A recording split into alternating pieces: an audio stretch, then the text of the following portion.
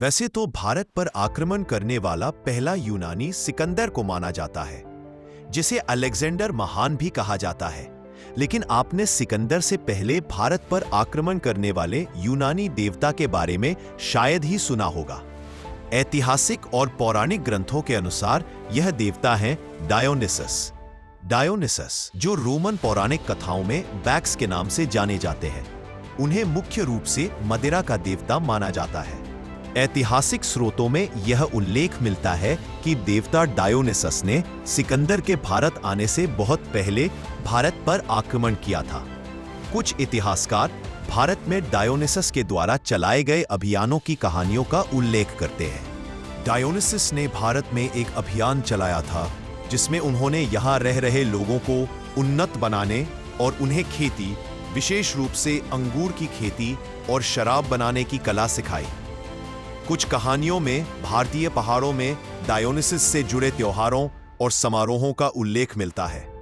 Dionysus देवता Zeus के पुत्र थे, जिससे उन्हें एक देव मानव माना जाता था। जब सिकंदर और यूनानी भारत आए तो उन्हें कुछ ऐसे सांस्कृतिक और धार्मिक तत्व मिले जो उन्हें डायोनिसस की याद दिलाते थे। प्राचीन भारत में भी मदिरापान जैसे सोमरस और उससे जुड़े धार्मिक अनुष्ठानों का प्रचलन था, जिसे यूनानियों ने डायोनिस से जोड़ा।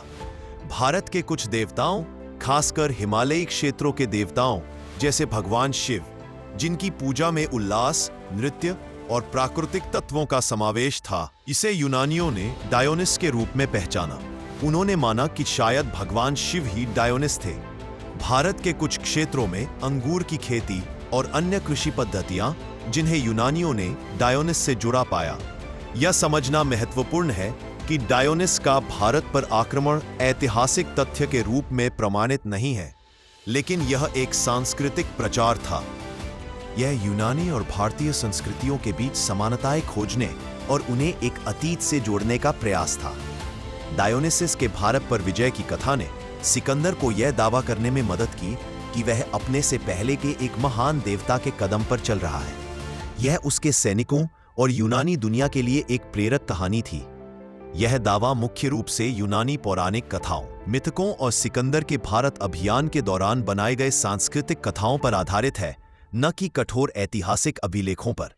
यह कथा भारत और यूनान के बीच प्राचीन सांस्कृतिक और धार्मिक समानताओं को दर्शाती है, भले ही आक्रमण की घटना ऐतिहासिक रूप से अविश्वसनीय हो।